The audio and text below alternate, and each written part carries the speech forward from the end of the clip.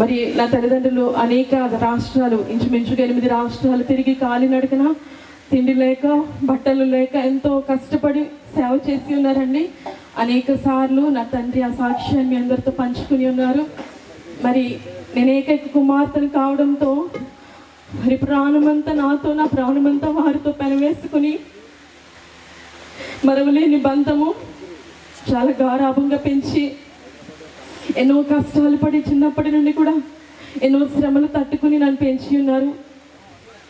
మరి ఒరిస్సా రాష్ట్రంలో నా 2వ అక్కను కోల్పోయినప్పుడు మరి దేవుని యొక్క దర్శనం మేరకు, ఆయన పిలుపు మేరకు ఆంధ్ర రాష్ట్రం వచ్చి మరి కాకినాడ ప్రాంతంలో సువార్త భారం కలిగి అనేక సేవకుల దగ్గరికి వెళ్ళినప్పుడు మొట్టమొదటిగా house of prayer Vijay Kumar uncle గారి దగ్గరికి వెళ్ళడం జరిగింది. అక్కడ నుండి కొద్ది కాలం తర్వాత బెన్నీ తాతయ్య గారి కుటుంబంలో కలుసుకోవడము, ఆ కుటుంబంకు మాకు దేవుడిచ్చిన గొప్ప ఆత్మీయ అనుబంధము నేను వివరించలేను. మరి అప్పటి నుండి కూడా బెన్నీ తాతయ్య గారు నా తండ్రిని ఒక కుమారుడిలాగా, ఇంట్లో ఒక సభ్యుడిలాగా పెంచి మరి జోసెఫ్ బెన్నీ అంకుల్ గారు చేసే ఆర్యవటం గ్రామంలో ఈ పరిచర్యను నా తండ్రికి అప్పగించడము, నాకు అప్పుడు ఇంచుమించుగా 10 సంవత్సరాల వయసు, 9-10 సంవత్సరాల వయసు. నా ప్రతి బర్త్డే కూడా బెన్నీ తాతయ్య గారు అలాగనే జోసెఫ్ బెన్నీ అంకుల్ గారు ఉండే నడిపించేవారు. నా ప్రతి బర్త్డేకి కూడా వారందరి యొక్క ప్రార్థనలు చేస్తే కానీ నా తండ్రి ఊరుకునేవారు కాదు. ఎంత లేమిలో ఉన్నప్పటికీ అనేక మంది సేవకులను పిలిచి దేవునికి కృతజ్ఞతాస్తుతులు చెల్లించేవారండి నా తండ్రి. వారందరి ప్రార్థన, వారందరి ఆశీర్వాదమే నన్ను ఈ స్థితిలో సేవకురాలు చేయడానికి గల గొప్ప కారణం అయింది. అందుని బట్టి దేవునికి మహిమ కలుగును గాక. హల్లెలూయా. అనేక కష్టాలు పడిన తర్వాత పరిచర్యను ఏమాత్రం కూడా విడిచిపెట్టలేదండి. మరి ఆర్యవటం వచ్చిన తర్వాత తక్కువ మంది వస్తున్న కారణం చేత అనేక సందర్భాల్లో నా తండ్రి ఇంకా నేను పరిచర్య వదిలిపెట్టేస్తాను, నేను చేయలేను అనుకున్న సందర్భంలో నా తల్లి ఎంతో ప్రోత్సాహాన్నిచ్చి, అలా కాదండి నేను నా పాపం తీసుకునైనా వెళ్తానని చెప్పి నాన్నగారు అనేక చోట్ల మీటింగ్స్కి వెళ్ళిపోయినప్పుడు కూడా ఇక్కడ ఉన్న సంఘాన్ని ఏమాత్రము నిర్లక్ష్యం చేయకుండా సిటీ బస్సులు ఎక్కి నన్ను తీసుకుని వచ్చి అనేక వాచ్నైట్ సర్వీసులు, ఉపవాస ప్రార్థనలు, ఆదివారపు ఆరాధనలు కూడా జరిగించదండి నా తల్లి. ఎంతో కష్టపడి కాలినడకన ఎన్నో కిలోమీటర్లు తిరిగి సువార్త పరిచర్య చేసి కుటుంబానికి ఎంతో ఆదరణగా, ధైర్యంగా, ఆర్థిక విషయంలోనైతే ఏమి నా తండ్రికి చదువు లేనప్పటికీ కూడా నా తల్లి ప్రార్థన ద్వారా నా తండ్రిని ఎంతో స్థిరపరిచి మరి సేవలో ఎంతో బలపరిచిన గొప్ప ధన్యురాలండి నా తల్లి. అనేక సందర్భాల్లో ఆర్థిక పరిస్థితుల కారణం చేత నేను ఇంక నా కుమార్తెను చదివించలేను, గవర్నమెంట్ స్కూల్లో వేసేస్తానని చెప్పినప్పుడు నా తల్లి గొడవ పడి నేను ఏ విధం చేత నేను కష్టపడి నా కుమార్తెను ఇంగ్లీష్ మీడియమే చదివిస్తానని అప్పట్లో ఠాగూర్ కాన్వెంట్లో మరి ఇందిరా మేడం గారు, గణపతి అంకుల్ గారు వారి దగ్గరికి వెళ్ళి మాట్లాడి ఫ్రీగా అక్కడ చదివించడానికి మరి నా తల్లిదండ్రులు ఎంతో కానీ కృషి చేశారు, వారితో మాట్లాడారు. ఆ తర్వాత 10th క్లాస్ దగ్గరికి వచ్చేటప్పటికి ఫీజు కట్టాల్సిన పరిస్థితుల్లో చాలా ఆర్థిక ఇబ్బందులు ఎదుర్కొంటున్న సమయంలో నా తల్లి ట్యూషన్స్ చెప్తూ ఇంటికి వెళ్ళి ప్రైవేట్ క్లాసులు చెప్పి అనేక చోట్ల అనేక కిలోమీటర్ల సేవలో తిరిగి కాలినడకను తిరిగి ఆ డబ్బులన్నీ తీసుకువచ్చి నన్ను చదివించిందండి. ఇంటర్మీడియట్ కూడా అదే స్థితిలో నన్ను చదివించడం జరిగింది. ఆ తర్వాత ఇంటర్మీడియట్ పూర్తయిన తర్వాత డిగ్రీ చదువుతూ నేను జాబ్ చేసుకుంటూ దేవుని మహాకృపను బట్టి నా తల్లిదండ్రుల యొక్క ప్రార్థన బట్టి నేను MA B.Ed చేయడానికి ప్రభు నాకు సహాయం చేశారు. అలా ఈ సేవా పరిచర్య ఎన్నో కష్టాలు పడితే ఎలాంటి కనీస వస్తువులు లేకుండా ఈ గ్రామంలో నా తల్లిదండ్రులు ఇద్దరు కూడా కష్టపడి పనిచేశారండి. దేవుని పరిచర్యను ఏమాత్రం కూడా నిర్లక్ష్యం చేయలేదు. ఆరోగ్యం బాగోకపోయినా, ఆర్థిక పరిస్థితి బాగోకపోయినా కూడా నా తల్లిదండ్రులు ఎంతో కష్టపడి పరిచర్య చేశారండి. వారి కష్టంలో నాకు కూడా పాలు పంపులు కరిగేలాగా దేవుడు సహాయం చేసి నాకు అటువంటి ధన్యతనిచ్చినందుకే దేవుని స్తుతిస్తున్నాను. ఆ శ్రమలలో, ఆ పరిచర్యలో కష్టాలు అనుభవించిన కారణం చేత అనేకుల యొక్క సేవకుల యొక్క కష్టం ఏంటో నేను గుర్తించగలిగాను. మరి ఆ రానున్న తర్వాత నా తల్లి యొక్క ఆరోగ్యం క్షీణించడం జరిగేది. ఎందుకంటే 3 కుమార్తెలు కూడా పెద్ద ఆపరేషన్లు తీసి ఉన్నారు. చాలా బలహీనురాలండి. ప్రాముఖ్యంగా నా తల్లి యొక్క చిన్నతనంలో ఆమెకి కళ్ళు కనిపించేవి కాదు, కాళ్ళు సరిగ్గా పనిచేసేవి కాదు. మరి మా అమ్మమ్మ గారి యొక్క ఉపవాస ప్రార్థనల ద్వారా ఇంచుమించు సంవత్సరం కన్నీటి ప్రార్థన ద్వారా నా తల్లికి చూపు కనిపించడం, నా తల్లికి కాళ్ళు రావడం జరిగాయండి. మరి అదే గొప్ప సాక్ష్యాన్ని తన చివరి వరకు కూడా అనేక చోట్ల పంచుకుంటూ వచ్చేది. తన పరిచర్య జీవితంలో, సేవ జీవితంలో అనేకమైన పేదవారికి, అట్టడుగునున్న వారికి, ముక్కు ముఖం తెలియని వారికి ఎంతోమందికి చేయూతనిచ్చి సహాయం చేసి ఇంట్లో పెట్టి వంట చేసి పోషించేదండి నా తల్లి.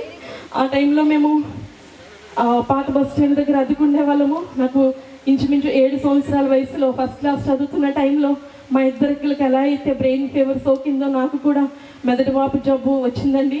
ఆ సమయంలో నేను చనిపోతున్న పరిస్థితుల్లో మరి అనేక మంది సేవకుల యొక్క ప్రార్థన సహాయాన్ని కోరినప్పుడు మరి విజయ్ కుమార్ అంకుల్ గారు హౌస్ ఆఫ్ ప్రేయర్లో బోర్డు పైన నా పేరు రాయడము, అనేక మంది సేవకులు, బెనీతాతి గారు, వాళ్ళ ఫ్యామిలీస్ అన్నీ కూడా మరి మన మంచం చుట్టూ మా బంధువులందరూ విడిచిపెట్టినప్పటికీ కూడా సేవకులు ఏమాత్రం విడిచిపెట్టకుండా నా మంచం చుట్టూ ఇంచుమించు 2 నెలలు ప్రార్థన చేసి నా తల్లిదండ్రుల యొక్క ప్రార్థన, సేవకుల యొక్క ప్రార్థన, ఆయన సేవ చేయుటకు అనాది సంకల్పము చేత నన్ను ఏర్పరచుకుని సజీవురాలుగా మా ఇద్దరు అక్కలు దేవుని సంతకు వెళ్ళిపోయినప్పటికీ నన్ను ఈనాటికి కూడా సజీవురాలుగా నన్ను దేవుడు నిలబెట్టి ఉన్నాడు.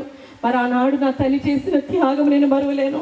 నా నాలుక అంగటికి అంటుకుపోయి 2 నెలలు తిండి లేని పరిస్థితులలో మరి పాలు స్పూన్తో నాలుకను పెగలు తీసి కంటికి రెప్పలా కాపాడి ఒక దూత వలె నన్ను సంరక్షించి ప్రార్థనతో ఎంతో కాపాడి నా తల్లి నా ప్రాణాన్ని పనంగా పెట్టి నన్ను సజీవురాలుగా మీ అందరి ముందు నిలబెట్టిందండి. ఆమె ప్రార్థన, ఆమె త్యాగము, నా తల్లిదండ్రుల యొక్క ప్రార్థనలు, త్యాగం వలననే నేను మీ ముందు సజీవురాలుగా, ఒక సేవకురాలుగా నిలబడగలిగాను. అటువంటి సేవకుల కుమార్తెగా నేను పుట్టడము దేవుడు నాకు ఇచ్చిన గొప్ప భాగ్యముగా భావిస్తున్నాను. మరి 2014 సంవత్సరంలో 13వ సంవత్సరంలో నాకు వివాహం జరిగింది. నా వివాహానికి కానివ్వండి, నా బిడ్డలు పుట్టడానికి కానివ్వండి ఎంతో కన్నీటి ప్రార్థన ఉండేది. నా తల్లిదండ్రుల యొక్క కన్నీటి ప్రార్థన ప్రవాహం ద్వారా నేను అనేక ఆశీర్వాదాలు పొందుకున్నానండి. మరి 2013లో నేను వివాహం చేసుకున్న తర్వాత 2014వ సంవత్సరంలో నా తల్లికి పక్షవాతం రావడం జరిగింది. ఆ సమయంలో కాకినాడలో ట్రస్ట్ హాస్పిటల్లో పెట్టడము, ఆమెకు వైద్యం జరిగించడము, దేవుడు అద్భుతమైన స్వస్థతనిచ్చాడు. మరి తర్వాత 2 నెలలు 3 నెలలు దాటిన తర్వాత నా తల్లిని బెంగళూరు తీసుకెళ్తే బాగుంటుందని ఆలోచించి అక్కడికి తీసుకెళ్ళిన వెంటనే ఒక వారం రోజులు గడిచిన వెంటనే 2వ స్ట్రోక్ వచ్చిందండి. ఆ సమయంలో తండ్రి అయితే ఇక్కడే ఉండేవారు, నా తల్లి నా దగ్గర ఉండేది. ఆ సమయంలో నేను నారాయణ హృదయాలయంలో అక్కడ అమ్మని అడ్మిట్ చేసి ఎంతో ట్రీట్మెంట్ ఇచ్చి మరి నా తల్లికి నేను ఎంతో సహకారంగా ఆరోగ్యాన్ని మెరుగుపరచడానికి అనేక వైద్యుల సహకారంతో మరి ఆ జాబ్ నేను చేస్తున్న కారణం చేత ఇన్ఫోసిస్లో నేను వర్క్ చేసేదని అక్కడ చేస్తున్న కారణం చేత అమ్మకి ట్రీట్మెంట్ చేయించగలిగాను బెంగళూరులో. దేవుడు అద్భుతమైన స్వస్థతనిచ్చి మరలా కాకినాడ తన గృహానికి చేర్చారు. మరి అద్భుతమైన పరిచర్య ఈ 10 సంవత్సరాలు కూడా జరిగించడానికి ప్రభు సహాయం చేశారు. అదే రీతిగా మరి మరణానికి ముందు ఒక 5 సంవత్సరాల క్రితము నాన్నగారు బండి మీద వెళ్తూ ఉంటే అమ్మకు చెయ్యి విరిగిపోయిందండి, రైట్ హ్యాండ్ విరిగిపోయింది విరిసి దగ్గర. ఆ సమయంలో కూడా ఆపరేషన్ పడుతుంది అన్నప్పుడు డాక్టర్స్ చెప్పలేమమ్మా, చాలా హెల్త్ కాంప్లికేషన్స్ ఉన్నాయి, ఆ సమయంలో మరణించే మేము ఏం చేయలేనప్పుడు తెల్లవారులు దేవుని దగ్గర నేను పెనుగులాడి నా తల్లిని ప్రార్థన ద్వారా, మీ సంఘం చేసిన ప్రార్థన ద్వారా, అనేకుల ప్రార్థన ద్వారా దేవుడు మరలా నా తల్లిని బ్రతికించి ఉన్నారు. ఆపరేషన్ కూడా చాలా బాగా జరిగింది, చెయ్యి చక్కగా పనిచేయడం జరిగింది.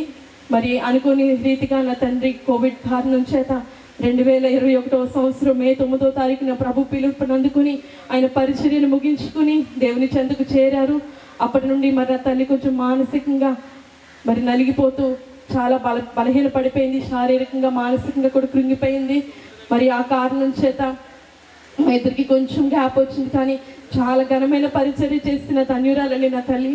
మరి చిన్నప్పుడైతే నన్ను ఎంతో అల్లారు ముద్దుగా పెంచుతూ నేను సరిగ్గా భోజనం చేయట్లేదని ఆ టాగూర్ కాన్వెంట్కి వచ్చి మధ్యాహ్నం సమయంలో అచ్యుతాపురంలో అద్దెకుండే వాళ్ళమండి. అక్కడ నుండి కొన్ని కిలోమీటర్లు మధ్యాహ్నం టైంలో నడుచుకుని వచ్చి నాకు లంచ్ క్యారేజ్ తీసుకుని వచ్చి అక్కడ పక్కనే గాంధీ పార్క్ ఉంటే అక్కడికి తీసుకుని వెళ్ళి ఆ స్టోరీస్ ఈ స్టోరీస్ చెప్తూ ఇంచుమించు నేను 6th క్లాస్ చదివే వరకు కూడా నాకు తినిపించేదండి నా తల్లి.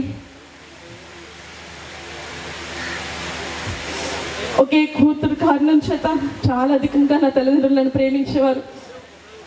మరి నేను నా తల్లి లేకపోతే, ఒకవేళ నా తల్లి లేకపోతే నేను ఇంగ్లీష్ మీడియం చదువు ఉండేదాన్ని కాదు, ఇంత స్థితిలో దేవుడు నన్ను ఉంచేవాడు కాదేమో.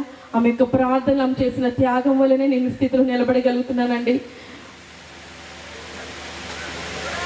ఎప్పుడు కూడా నన్ను కొట్టడం కానీ తిట్టడం కానీ ఏనాడు కూడా చేయలేదు. నేనే అమ్మని కసురుతూ ఉండేదాన్ని, తిడుతూ ఉండేదాన్ని. ట్రీట్మెంట్ అయిన తర్వాత టాబ్లెట్స్ సరిగా వేసుకుంటున్నావా లేదా అడుగడుగునా ఫోన్ చేస్తూ అమ్మని చాలా బాగా చూసుకునేదాన్ని. నన్ను కూడా నా తల్లి అదే విధంగా ప్రేమించిందండి. నేను కన్సీవ్ అయిన దగ్గర నుండి డెలివరీ అయ్యే వరకు కూడా నన్ను ఎంతో కంటికి రెప్పలా చూసుకుని నా బిడ్డలిద్దరిని కూడా ప్రేమించేది. మన నా భర్తను కూడా సొంత కొడుకులాగా మాట్లాడేది, చాలా బాగా ప్రేమించేదండి. అంత అనారోగ్యంగా ఉన్నా సరే నా తల్లి నాకు ఎన్నో వంటకాలు కష్టపడి చేసి బెంగళూరు పంపించేది. నేను వచ్చానంటే మళ్ళీ తిరిగి వెళ్ళిపోయేటప్పుడు తనకి ఎంత ఆరోగ్యం సహకరించిపోయినా నడవలేని పరిస్థితిలో ఉన్నా కూడా రైల్వే స్టేషన్కి వచ్చి సెండ్ ఆఫ్ ఇస్తేనే కానీ ఊరుకునేది కాదు. అమ్మనికి బాగాలేదు కదా, ఉండిపోయిన దగ్గర డాడీ డ్రాప్ చేస్తారులే అంటే అస్సలు వినేది కాదండి. నేను బ్రతికున్నంత వరకు, ఊపిరున్నంత వరకు నేను నీకు వస్తానమ్మా అని చెప్పి రైల్వే స్టేషన్కి వచ్చి నన్ను సాగనంపేదండి నా తల్లి. మరి ఇంచుమించు 6 సార్లు మా తల్లిదండ్రులు ఇద్దరిని కూడా బెంగళూరు తీసుకువెళ్ళడానికి, అక్కడ చక్కగా అన్నీ తిప్పి వారిని ఆనందింప చేయడానికి దేవుడు నాకు సహాయం చేశాడు. వారిద్దరు కూడా చేసిన త్యాగము, వారు చేసిన ప్రార్థనలు నన్ను ఎంతో బలపరుస్తున్నాయి. మరి ఇప్పటికీ కూడా వారి ప్రార్థనలు, వారి విజ్ఞాపనలు నాతో తోడుగా ఉన్నాయని నమ్ముతున్నాను. అంతులేని ప్రేమతో వారు నన్ను ప్రేమించారండి. వారి ప్రార్థనల కారణం చేతనే నేను ఒక సేవకురాలుగా తయారాను. వారి ప్రార్థనే నాకు బలము, వారి ప్రార్థనలే నా పునాదులండి. వారి కన్నీటి ప్రార్థన వల్లనే నేను ఈ స్థితిలో ఉన్నాను. ప్రత్యేకంగా మరి నా కుమారుల కొరకు ఎంతో కన్నీటి ప్రార్థన చేసేవారు. ఎందుకంటే పిల్లలు పుట్టరు అని డాక్టర్స్ చెప్పినప్పుడు అనేక మంది సేవకుల చేత ప్రార్థనలు చేయించడం, వారి కూడా ప్రత్యేకంగా ప్రార్థనలు చేయడము, వారి ప్రార్థన వల్లే నేను ఈ స్థితిలో ఉన్నాను. ఈ సేవ ఇంత ఘనముగా మరి ఫలవంతంగా జరుగుతుంది, కొనసాగింపబడుతుందంటే దేవుని యొక్క మహాకృప. అలాగే నన్ను నీతిమంతులైన నా తల్లిదండ్రులు చేసిన కన్నీటి ప్రార్థన కారణం చేతనే సేవ ఈ విధంగా కొనసాగుతుందని అందరికీ తెలియజేస్తున్నానండి. మరి పరిచర్యను నాన్నగారి కంటే అమ్మగారి కంటే మరి ఘనమైన రీతిలో దేవుని మహిమార్థమై కొనసాగించుటకు, మరణం వరకు నమ్మకంగా సేవలు నిలబడుకుంటూ మీరందరూ కూడా మా కుటుంబం కొరకు, పరిచర్య కొరకు ప్రార్థన చేయమని, అలాగనే మా కుటుంబ ఆదరణ కొరకు ప్రార్థన చేయవలసిందిగా, నాకు ఇచ్చిన 2 కుమారులను కూడా సేవలో పెంచినట్లుగా సేవ కొరకే వారిని సమర్పించున్నాను. వారిని చిన్నప్పటి నుండి కూడా దేవుని ఎన్ని భయభక్తులు కలిగి వారిని పెంచుటకు ప్రభువు నాకు సహాయం చేయాలని, నా భర్త కొరకు, నా కొరకు, ఇచ్చిన 2 కుమారుల కొరకు, జరగబడుచున్న ఈ పరిచర్యల కొరకు ప్రార్థన చేయవలసిందిగా చిన్న సాక్ష్యమును నేను ముగిస్తున్నానండి. చిన్న సాక్ష్యం దేవుడు దీవించును గాక.